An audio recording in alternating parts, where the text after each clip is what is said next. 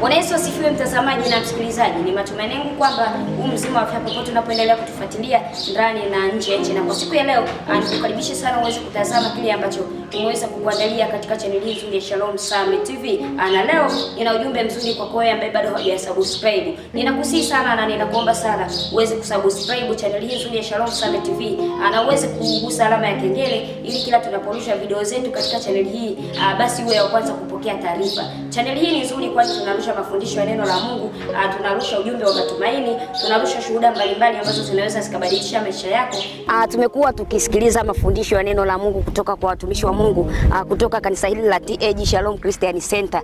Tumekuwa tukijifunza semina mbalimbali, semina za ndoa, semina za vijana, lakini pia tumekuwa tukijifunza mikutano mbalimbali. Kwa upande wako unaweza kutoa ushuhuda gani wa maisha yako kabla haujaanza kusikiliza mafundisho ya watumishi wa Mungu na baada ya kuanza kupokea mafundisho haya ya neno la Mungu kutoka kwa watumishi wa Mungu kutoka kanisa hili la TAG Shalom Christian Center?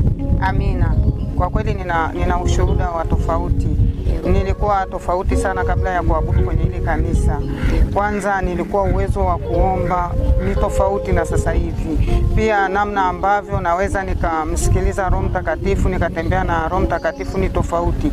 Baada ya kuabudu kwenye hili kanisa tu kupitia mafundisho mbalimbali yanatolewa na watumishi wa Mungu, nimejikuta ile kiu ya kuomba inaongezeka, ile namna ya kusoma neno la Mungu inaongezeka, ile namna ya kuhudhuria kwenye ibada na kutembea na Roho Mtakatifu. Kwa kweli nimejikuta kuna mabadiliko makubwa sana kwenye maisha yangu ya kiroho. Lakini pia tunarusha maombi na maombezi ambayo yamekuwa yakiwasaidia wengi waliokuwa wanasumbuliwa na magonjwa mbalimbali, waliokuwa wanasumbuliwa na shida na matatizo katika maisha yao. Lakini kupitia channel nzuri ya Shalom Summit TV, Mungu aliweza kufanya miujiza. Kuna waliokuwa wanasumbuliwa na magonjwa mbalimbali mpaka wakajiona kwamba hawastahili kuendelea kuishi, lakini Mungu aliweza kuwaponya magonjwa hayo. Na wote waliokuwa wanasumbuliwa na shida na matatizo mbalimbali, Mungu aliweza kuwasaidia wakaondokana na shida hizo. Hivyo nikwambie kwamba bado haujachelewa. Siku ya leo subscribe, gusa alama ya kengele, na kila tutakapokuwa tunarusha video zetu basi wewe utakuwa wa kwanza kupokea taarifa. Karibu sana na Mungu wa mbinguni akubariki sana.